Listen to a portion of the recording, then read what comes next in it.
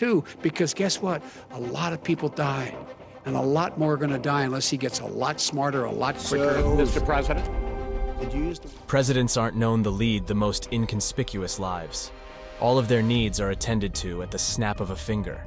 They have teams of people surrounding them at all times, and their outfits tend to be thoughtfully curated and styled specifically to reflect their wealth and power.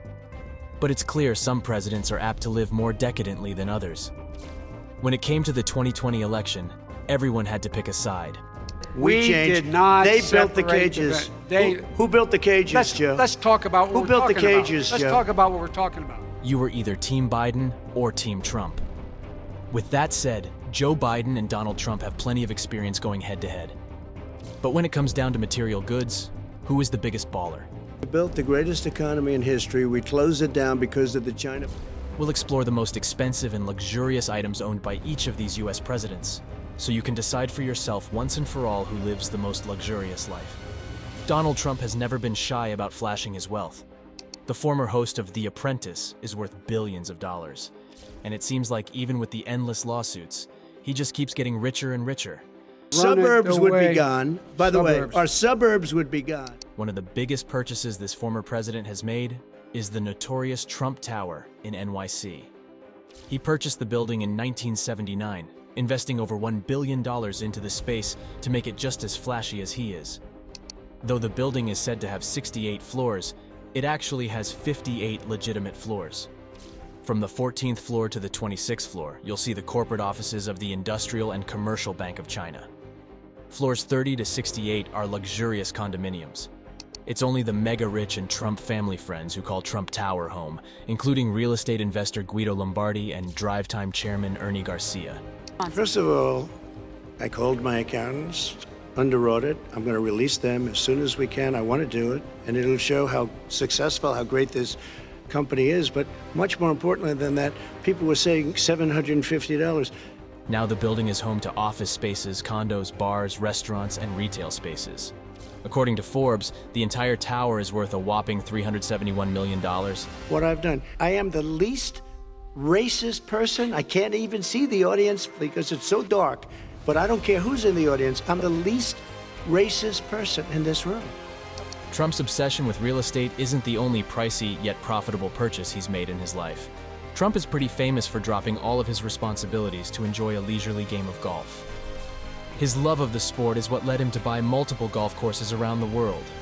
In North America, Trump is the proud owner of 12 golf courses. 1 in California, 1 in North Carolina, 3 in New York, 1 in Philadelphia, 2 in New Jersey, 1 in DC, and 3 in Florida. Across the globe, Trump has 2 Scotland courses, 1 course in Ireland, and 2 in Dubai. Trump earns millions of dollars from these courses per year, with the Trump National Doral Miami Resort bringing in nearly $200 million annually for the former president. When it comes to Joe Biden, the current president isn't too concerned with amassing a business legacy. Rather, he'd prefer to indulge in a more subtle hobby, focusing on his love of cars. Who is a man without his cars, after all? Though presidents aren't allowed to drive, You know what? There's nothing smart about you, Joe. 47 years, you've done nothing. Let's have this debate. And if you We'll would see have this. had, let me just tell you something, Joe. No, If you would have had the charge of what I was put through, I had to close the greatest economy in the history of our country. And by the way, now it's Biden still has a pretty sweet array of vehicles. First up is his $110,000 1967 Corvette Stingray, which boasts a V8 engine and a Goodwood green finish. He also owns a candy-colored 1952 Plymouth Cranbrook convertible, which shows just how much Joe loves a classic ride. This car is on the more affordable side, priced at around $20,000. But if we're talking about Biden cars, we can't forget to mention the sleek Mercedes-Benz 190 SL, which comes equipped with a 1.9L straight-four SOHC engine and is worth around $115,000. Biden has always loved an eccentric vehicle. In fact, his first car was a 1951 Studebaker, which had a 2.8-liter inline-six engine and served the president quite well. Even with the snazzy collection of vehicles, Biden isn't the type of person to flaunt his wealth. In fact, he always claimed that he was the poorest member of Congress, gaining middle-class support across the country for his apparent class relatability. Now that he's president, Biden is officially making 7 figures, allowing him to indulge in some of the finer things, namely real estate. His primary residence, a Greenville, Delaware mansion in the Wilmington suburb, is located dreamily by a lake in a secluded, heavily guarded area. He bought the home in 1996 for $350,000, but today it's worth nearly $2 million. In the grand scheme of things, this is a pretty modest asset, but it isn't the only beautiful Delaware home he owns. In 2017, Joe and his wife Jill became the proud owners of a gorgeous Delaware beach house in Rehoboth Beach. The home, which was bought for $2.7 million, comes equipped with 6 bedrooms, a large backyard and outdoor kitchen, and an incredible view of the Atlantic Ocean. Biden has always kept it pretty modest, all things considered, even when he purchased his first luxury home in 1974, after tragically losing his wife Nelia and his daughter Naomi in a 1972 car accident. I was asked to fix it. I did. Biden found a Greenville, Delaware mansion to call home. He originally purchased the home for $185,000 and sold it for $1.2 million in 1996 before buying his Wilmington home. Though real estate is a large indicator of wealth and luxury, a man's watch collection speaks volumes about his wallet. You can probably imagine Donald Trump doesn't skimp when it comes to his watch of choice. Trump has been seen wearing the Patek Philippe Golden Ellipse, which had also been purchased by the recently departed Queen Elizabeth. This watch is worth almost $25,000, but it isn't the priciest wrist candy Trump owns. One of his favorite watches is Vacheron Constantin's Historique's 1968 watch. It's my voice, but I see it seems to be, why should I be different than the two of you? This is a president who has used everything. It's thin, simple, unfussy, but still extremely luxurious. The watch retails for $32,000, but depending on the model, it can go for much more. Joe Biden is a little more subtle about his watches. What do you want to call him? Give me a name. Give me a White name. supremacists and Who would white you like me to condemn? White supremacists and right Proud militia. Boys? Stan? He was spotted wearing his Rolex date just 41 mm on Inauguration Day, a purchase that will set you back $13,000. Another Biden favorite is the Omega Speedmaster Moonwatch, which features a black dial, sapphire crystal, and a crisp black bezel.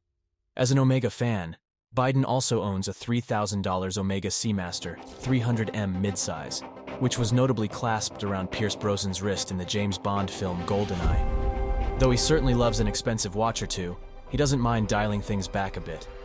He's often seen wearing the Seiko chronograph watch, which can be purchased for $300. Watches are definitely wearable art, but paintings and home decor are statement pieces you can witness nearly every day.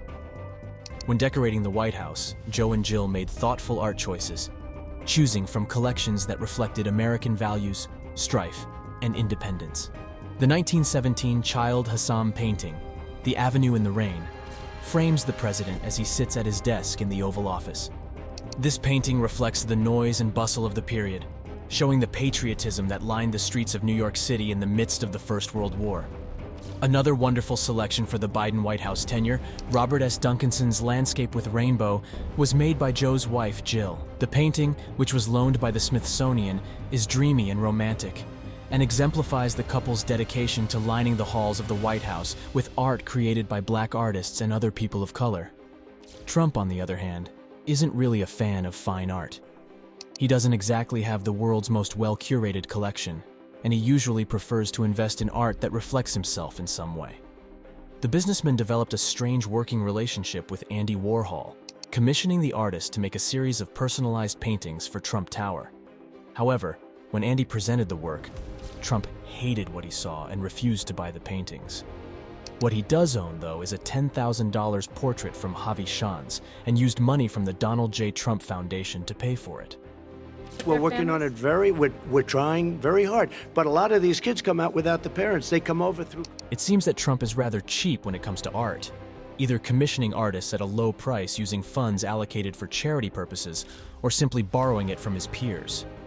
In 2018, Trump took home a variety of items he loved from U.S. Ambassador Jamie McCourt's Paris home, which included silver Greek god figurines by Luigi Avolio worth $20,000. At the end of the day, when deciding who's the most bougie president, you can't help but examine each individual's personal net worth.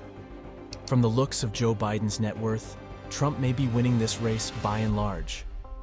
Biden is only worth about $10 million, while Trump is said to be worth nearly $5 billion. But according to reports, Trump's supposed net worth may not be as true as he'd like us to think. Politico reveals Trump may have fudged the numbers a tad, and his assets and income add up to only $2.2 billion instead.